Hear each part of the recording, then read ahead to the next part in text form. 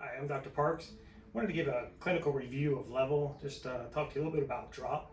Drop technique is a 50-year-old chiropractic technique that's based off of Newton's first law of motion, and that high velocity, low force is an effective way to treat spinal conditions.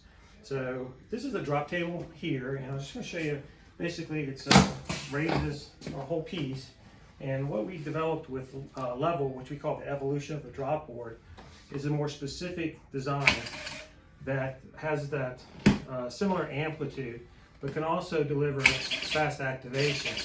And we're testing the one paddle design that has a faster activation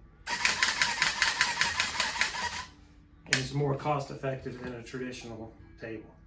I developed the drop board because I wanted the fast activation, which I discovered the activation worked better with our patients during COVID. And I had a traditional drop table that broke, and in tinkering with it, I discovered the fast activation.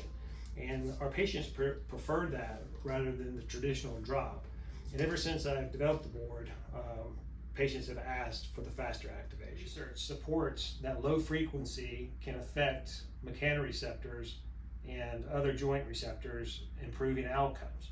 So there's some studies regarding stroke that show this with low frequency vibrations affecting mechanoreceptors and clinical outcomes. And the other treatment that physical therapists are well aware of is hippotherapy. So hippotherapy is actually using horses, which the word hippo means horse in Greek, to deliver oscillations of movement in patients who've had neurological deficits such as MS or stroke, or have some inability to get normal walking movement. So they put them on a horse, and that motion of the horse helps with the nervous system. And this is kind of the same type of frequency and rhythmic motion that we can achieve with the level drop board. And you don't have to give it hay, and you don't need a stable for it. So how do we use the board? It can be used in the pelvis and also in other areas such as the knee.